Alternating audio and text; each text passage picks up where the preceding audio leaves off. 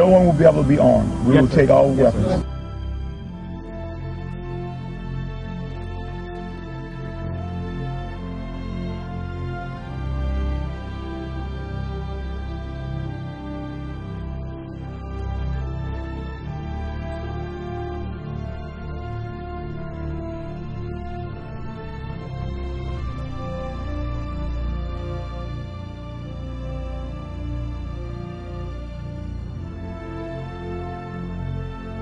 Every service member has an obligation, not just that they can refuse a legal order or an unlawful order. They have an obligation to.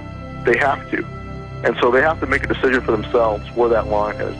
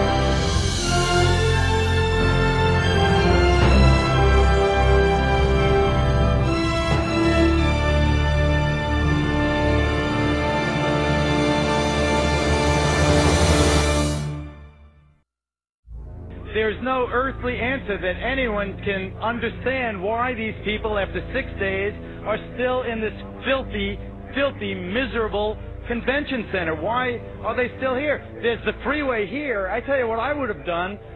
What I would still do, I would say, let them walk out of here. Let them walk away from the filth. Let them walk away from the devastation. Let them walk away from the dead bodies in here. They won't let them walk out of there because I'm standing right above that convention center. And what they've done is they've locked them in there. The government said, you go here and you'll get help. Or you go in that Superdome and you'll get help. And they didn't get help. They got locked in there and they watched people being killed around them. And they watched people starving. And they watched elderly people not get any medicine. And now they know it's happening because we've been telling them repeatedly over and over every day. And you know what they're doing now? And I'm not blaming anyone. I'm telling you what's happening. They have set up a checkpoint at the bottom of this bridge. This is the bridge that takes you from New Orleans over into Gretna, from Orleans Parish into Jefferson's Parish.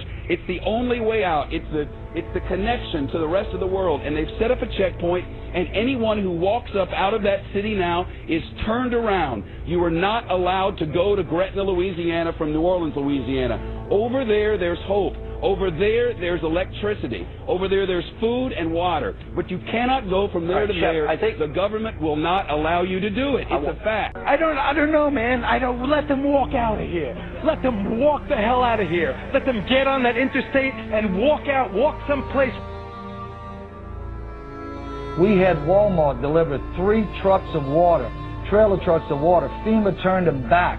They said we didn't need them. This was a week ago. We had 1,000 gallons of diesel fuel on a Coast Guard vessel docked in my parish. The Coast Guard said, come get the fuel right away. When we got there with our trucks, they got a word. FEMA says, don't give you the fuel. Yesterday, FEMA comes in and cuts all of our emergency communication lines. They cut them without notice. Our sheriff, Harry Lee, goes back in. He reconnects the line. He posts armed guards on our line and says no one's getting near these lines. That's why we issued our declaration of 10 orders that we will not obey. And what those are designed to do is to get the troops thinking ahead of time about where the line in the sand is in advance. And that's what we're hearing in feedback from people in National Guard units is that in Katrina, that's kind of what happened, is the police and the military there, the National Guardsmen, were caught off guard and really hadn't thought about it in advance. Walking up and down these streets, you don't want to think about the stuff that you're going to have to do if somebody pops around the corner. I mean, shoot in America. Yeah. And what we're hearing is that it won't be the same way next time. There'll be more who will say, no, I'm not going to do that.